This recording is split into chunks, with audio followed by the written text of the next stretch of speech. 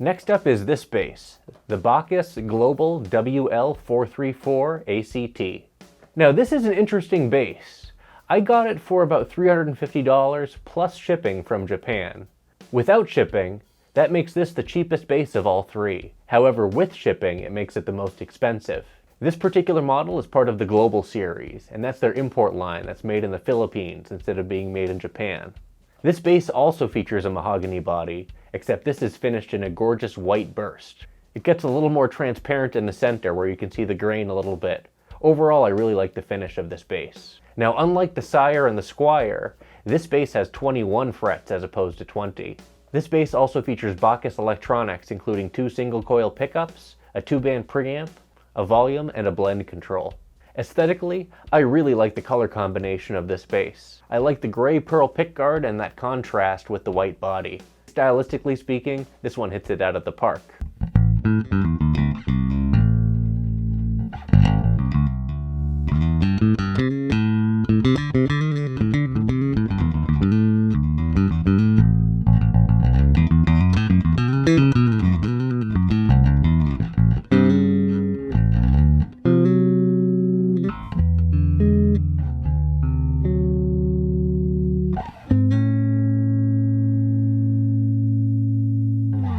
This is the Bacchus Global Series Woodline 434 Active. This is the most obscure of the three, as Bacchus is a Japanese brand. However, this bass was actually made in the Philippines. The Global Series is the cheaper import line of Bacchus basses that are usually handcrafted in Japan, and these have a much smaller price tag compared to their Japanese counterparts. However, exactly what the MSRP for this bass is, I really don't know. As I mentioned earlier, I purchased this for $350 plus $150 shipping. That makes it the cheapest bass of the three before shipping. However, with shipping, it makes it the most expensive. I also see the same model going for about $550 plus shipping, or as much as $1,000 on eBay. So I'm not really sure what the exact MSRP is here, so I'm going to go by what I purchased it for. Like the Sire, this bass features a mahogany body, and like the Squire, this has an all-maple neck. However, the neck on this is much higher quality than the other two. I did knock the Squire for feeling cheap, and the Sire's finish, there's nothing wrong with it, I would call it average. However, I would call the neck finish on this exceptional, especially for the price. I also think that the painted headstock looks great, and the tuners that they use here are of the highest quality of the three, which I really appreciate. Nobody likes buying a bass and then having to shell out about $100 for some hipshot tuners because the ones that were included were kinda crap. So, thanks Bacchus. Moving down to the body, you have a standard Fender-style 5-screw bridge. Nothing special about it, but you can easily replace it with a hipshot or something else of your choosing. As for the electronics, you have 2 generic-style jazz bass pickups, single coil, and then you have a 2-band preamp. So the controls here are volume, volume, treble, bass. Just like the Squire, there's no passive option here, and you're somewhat limited in regards to what you can do. However, unlike the Squire and like the Sire, this preamp offers both a boost and a cut for the targeted frequencies. Well, enough talking. Let's check out these pickups and this preamp. Here's both pickups together with the preamp centered.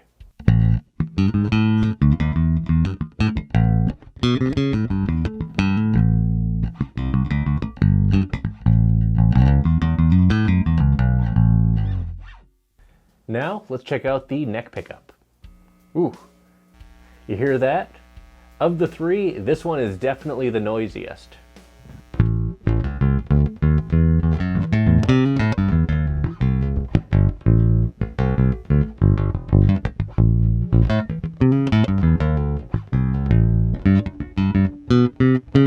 Yeah, there's no two ways about it.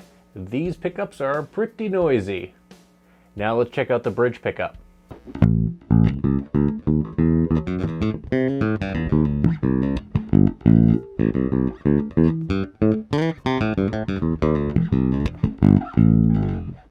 Yeah, also quite noisy. Now let's check out this preamp, and I'm just going to use both pickups for now on because I don't want to listen to any more of that hum. Here's everything with the preamp completely flat.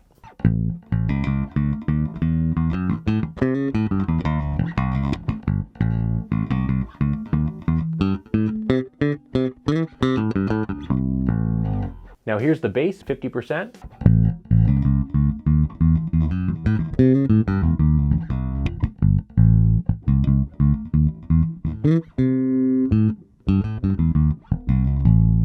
And here's the bass at 100%.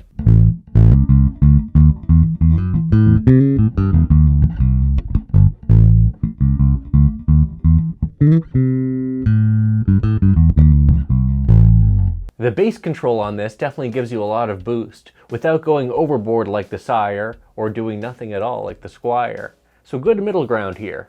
Now let's check out the treble control. Here's the treble at 50%.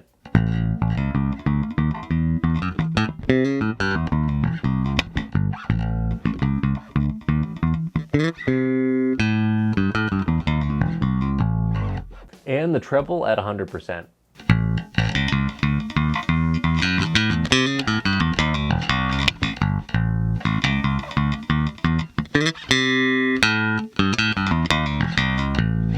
Again, just like with the bass control, I feel like it gives you enough of a boost without being overwhelming like in the Sire. And lastly, how does she slap?